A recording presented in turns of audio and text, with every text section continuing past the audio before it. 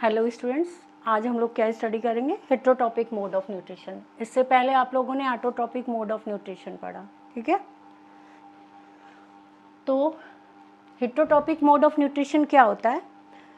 वो mode of nutrition जिसमें organism जो फूड है ऑटोट्रॉप से ऑब्टेन करता है, मतलब प्लांट से ऑब्टेन करता है या अदर सोर्सेस से ऑब्टेन करता है, ठीक है?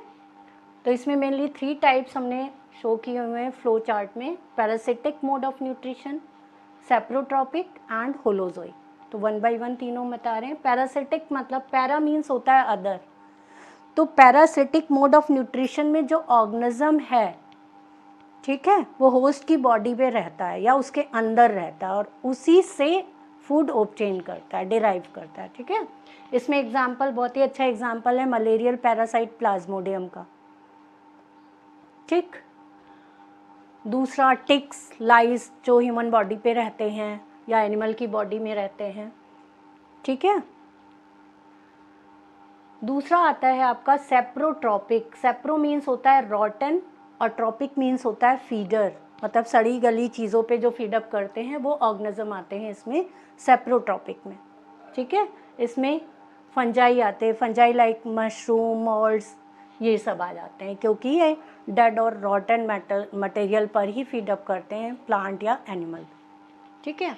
तो फंजाई की ग्रोथ अगर आप लोगों ने कभी पढ़ा हो या देखा हो, फंजाई की ग्रोथ करवाने के लिए क्या करते हैं, सड़ाते गलाते हैं गेहूँ वगैरह को और उसी पे इसकी ग्रोथ होती है, ठीक है। नेक्स्ट है होलोजोइक न्यूट्रिशन। होलोजोइक, होलो मीन्स होता है होल और जून मीन्स होता है एनिमल, ठीक है। तो होलोजोइक न्यूट्रिशन में जो ऑर्गेनिज्म है वो सॉलिड फूड लेता है माउथ से। तो वो सारे ऑर्गेनिज्म जो सॉलिड फूड लेते हैं माउथ से वो होलोजोइक न्यूट्रिशन में आता है। और हमने इसके पहले आपको बताया था होलोफिटिक में आता है आपका ग्रीन प्लांट्स, क्योंकि वो लिक्विड फूड लेते हैं, ठीक है। तो on the basis of food habit के बेस पे होलोजोइक को हम 3 पार्ट्स में क्लासीफाई करते हैं, 3 ग्रुप्स में: herbivorous, carnivorous and omnivorous. Herbivorous में प्लांट ईटिंग एनिमल्स आ जाते हैं जो केवल प्लांट पार्ट पे या प्लांट प्रोडक्ट पे डिपेंड करते हैं फूड के लिए, वो सारे आ जाते हैं। और कार्निवोरस में फ्लैश ईटिंग ओनली आते हैं और ओमनीवोरस में plant eating as well as flesh eating animals सब आ जाते हैं। तो क्योंकि ये सब आप बहुत ही प्रीवियस क्लास से बहुत ही छोटे से पढ़ते आ रहे हो तो इसको ज़्यादा इलेबोरेटेड हम नहीं लेके चल रहे हैं, ठीक है। अब हम आएंगे होलोजोइक न्यूट्रिशन पे, इसके स्टेप्स पे। तो अब हम होलोजोइक न्यूट्रिशन आपको एक्सप्लेन कर रहे हैं, ध्यान से देखिए। न्यूट्रिशन इन एनिमल्स, ठीक है। इसमें 5 मेन स्टेप्स होते हैं: ingestion, digestion, absorption, assimilation and ईजेशन। तो इंजेशन में क्या होता है, इनटेक ऑफ फूड, मतलब केवल फूड को लेना, उस प्रोसेस को हम क्या बोलते हैं, इंजेशन, ठीक। ये सारी डेफिनेशन ध्यान से देखिए, ध्यान से समझ लीजिए, ये अलग से भी 1 मार्क्स में आ जाती है और यही स्टेप्स फॉलो होते हैं यूनिसेलुलर ऑर्गेनिज्म में और मल्टीसेलुलर ऑर्गेनिज्म दोनों में, ठीक है, न्यूट्रिशन में। तो इंजेशन में जो ऑर्गेनिज्म है वो फूड लेता है। दूसरी प्रोसेस है आपकी डाइजेशन, जिसमें कि जो भी फूड मटेरियल वो लेता है वो ऑर्गेनिक कॉम्प्लेक्स फूड मटेरियल होता है। तो हमारी बॉडी जो है या एनिमल्स की जो बॉडी है ऐसे ही उसको यूज़ नहीं कर पाती है, उसको सिंपल सॉल्युबल फॉर्म में कन्वर्ट करती है जिससे कि बॉडी यूज़ कर सके। तो जिस प्रोसेस में वो कॉम्प्लेक्स फूड मटेरियल का कन्वर्जन होता है सिंपल सॉल्युबल फॉर्म में, उस प्रोसेस को कहते हैं डाइजेशन, ठीक है। By the help of enzymes क्या होता है, जो कॉम्प्लेक्स फूड मटेरियल होता है वो कन्वर्ट हो जाता है सिंपल सॉल्युबल फॉर्म में, जिससे कि एनिमल की बॉडी उसे यूज़ कर पाती है। दूसरा स्टेप है एब्जॉर्प्शन। एब्जॉर्प्शन में क्या होता है, अब सिंपल सॉल्युबल फॉर्म में कन्वर्ट हो गया फूड मटेरियल, ठीक है। तो अब बॉडी क्या करेगी, उसे एब्जॉर्ब करेगी और डिफरेंट बॉडी पार्ट्स में ट्रांसपोर्ट करेगी, ठीक है, थ्रू द ब्लड के थ्रू ट्रांसपोर्ट होगा जो एब्जॉर्ब फूड है। तो वो होता है एब्जॉर्प्शन की प्रोसेस में।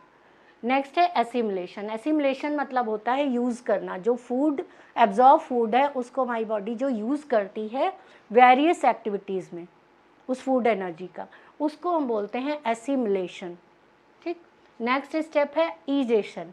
ईजेशन में क्या होता है, जब आपने फूड को यूज़ कर लिया, अब कुछ हार्मफुल जो वेस्ट जनरेट हुआ है या अनडाइजेस्टेड जो फूड है वो रिमेनिंग है हमारी बॉडी में, तो उसको रिमूव करता है बॉडी हमारा, नहीं तो वो टॉक्सिक जो फीकल मैटर फॉर्म हुआ है वो जमा हो जाएगा।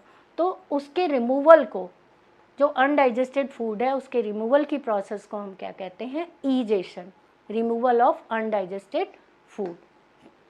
Clear?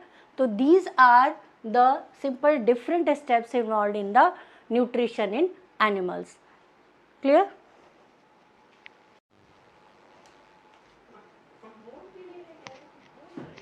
Nutrition in single celled organism और यूनिसेलुलर ऑर्गेनिज्म, अब हम ये देखेंगे, उसके बाद मल्टी सेलुलर ऑर्गेनिज्म का हम एक्सप्लेन करेंगे। ठीक है?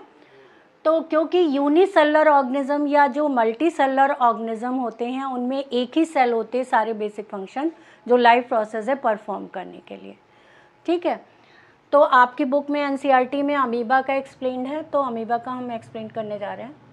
बेटा अमीबा का शेप कैसा होता है, इरेगुलर शेप बॉडी होता है अमीबा का, और ये इसमें देखिए ये न्यूक्लियस है, ये आउटर कवरिंग जो होती है सेल की वो होती है सेल मेम्ब्रेन या प्लाज्मा मेम्ब्रेन और अंदर ये साइटोप्लाज्म है। सिंपल ये स्ट्रक्चर समझ लीजिए अमीबा का, जिससे आप लेबलिंग कर सको। तो 1 बाय 1 एक एक स्टेप देखेंगे। होलोजोइक न्यूट्रिशन में आपके 5 स्टेप्स होते हैं, ingestion, digestion, absorption, assimilation and ईजेशन। Ingestion में क्या होता है, ऑर्गेनिज्म फूड को लेता है, होल जो सॉलिड फूड पार्टिकल है उसको लेता है। तो अमीबा क्या करता है, जो फूड इनटेक की प्रोसेस यूनिसेलुलर ऑर्गेनिज्म में होती है उसे कहते हैं फैगोसाइटोसिस। ठीक है?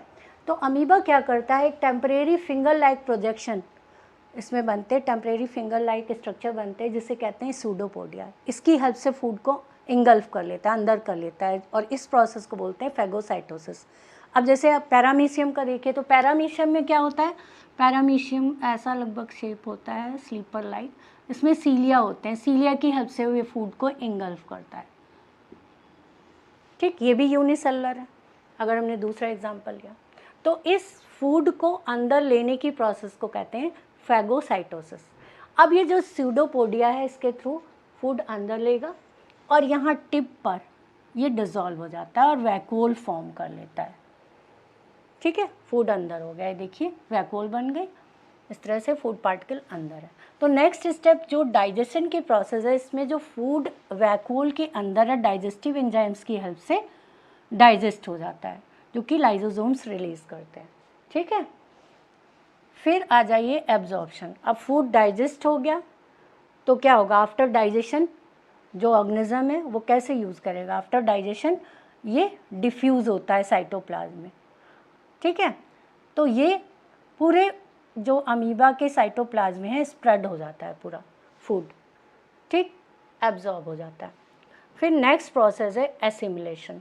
एसिमिलेशन में क्या होता है, जो एब्जॉर्ब फूड है वो स्टोर होता है और यूटिलाइज होता है एनर्जी को प्रोड्यूस करने के लिए। समझ में आ रहा है, जो एब्जॉर्ब फूड है वो स्टोर होता है और यूज़ होता है एनर्जी प्रोड्यूस करने के लिए। किस प्रोसेस से, रेस्पिरेशन की प्रोसेस से। समझ में आ रहा है, एनर्जी प्रोड्यूस होती है। और इसके साथ ही जब एसिमिलेशन की प्रोसेस होता है, जब फूड एसिमिलेट करता है तो अमीबा साइज में ग्रो होता है और जब मैच्योर हो जाएगा तो रिप्रोडक्शन भी करेगा। समझ में आ रहा है, तो 2 डॉटर सेल्स बनती हैं। आप रिप्रोडक्शन वाले चैप्टर में अमीबा में बाइनरी फिजन इन अमीबा भी स्टडी करेंगे तो आप देखेंगे कि कैसे रिप्रोड्यूस करता है अमीबा। नेक्स्ट स्टेप है ईजेशन। ईजेशन का मतलब क्या है, वेस्ट का रिमूवल बॉडी से। तो जैसे ही ये अनडाइजेस्टेड वेस्ट बहुत ज़्यादा कलेक्ट हो जाता है अमीबा की बॉडी में, तो क्योंकि स्पेशलाइज्ड ऑर्गन तो इसमें है नहीं कोई, तो जो ये सेल की सरफेस है यही रप्चर हो जाती है और जो सारा अनडाइजेस्टेड वेस्ट बाहर हो जाता है। समझ में आया, तो इसको हम बोलते हैं ईजेशन।